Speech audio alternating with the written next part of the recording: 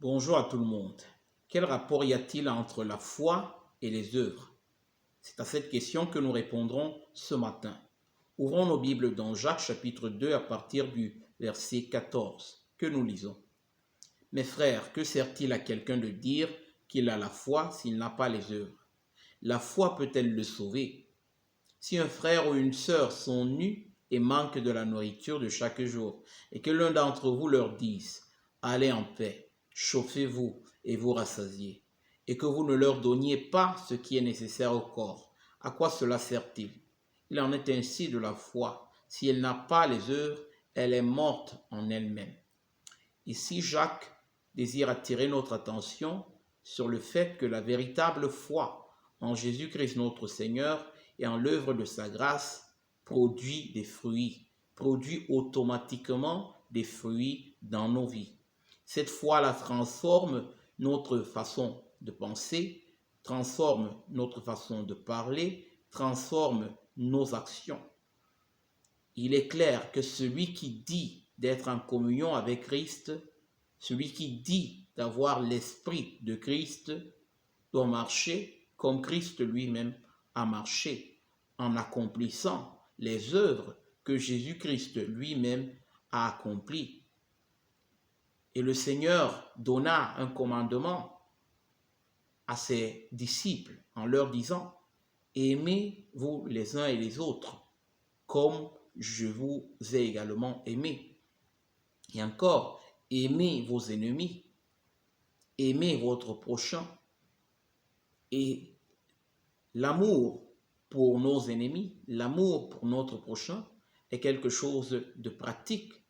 Ce n'est pas quelque chose seulement de déclarer, ce n'est pas quelque chose qui est seulement dit de la bouche, comme Jean lui-même dans sa première lettre nous rappellera, que n'aimons pas en parole, mais en fait, avec les faits et en vérité. Et donc, Jacques attire encore notre attention ici en disant que nous devrions tester notre foi à travers les œuvres que nous pratiquons. Car si nous ne pratiquons pas les œuvres qui sont conformes à la foi en Christ, dire d'avoir la foi en Christ ne nous servira à rien. Au contraire, ce sera même une accusation contre nous, car nous avons dit, nous avons déclaré ce que nous ne sommes pas, et nous n'avons même pas honoré le nom de Jésus-Christ, notre Seigneur, en l'associant justement à nos mauvaises pratiques, à nos mauvaises actions, à notre indifférence face à notre prochain. Et ici, justement, Jacques dit, la foi s'accompagne des œuvres. Et il n'y a que la foi en Christ qui produit de véritables œuvres, de véritables bonnes œuvres qui proviennent justement de l'Esprit de Dieu.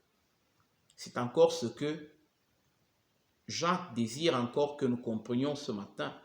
Et le texte continue en disant justement, mais quelqu'un dira, toi tu as la foi et moi j'ai les œuvres. Montre-moi ta foi sans les œuvres et moi je te montrerai la foi par mes œuvres.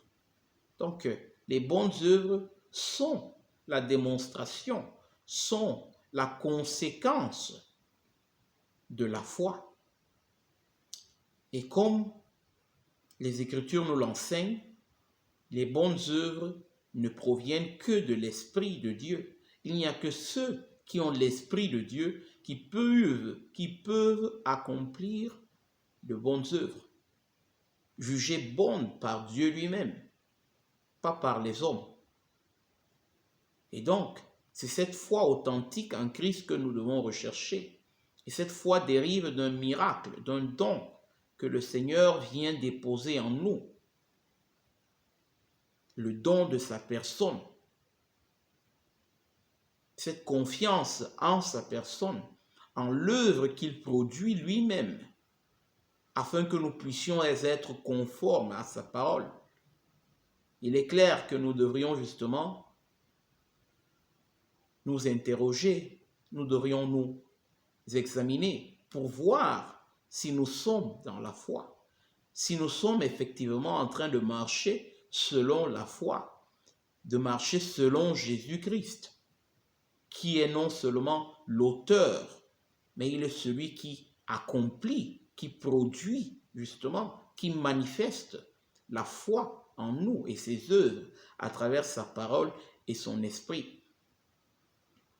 Donc, examinons-nous encore ce matin pour voir si nous sommes dans la foi. Et si nous ne le sommes pas, invoquons le Seigneur afin qu'il produise cette nouvelle vie en nous pour que nous puissions marcher véritablement dans son amour et dans l'amour pour notre prochain. Que Dieu vous bénisse. Amen.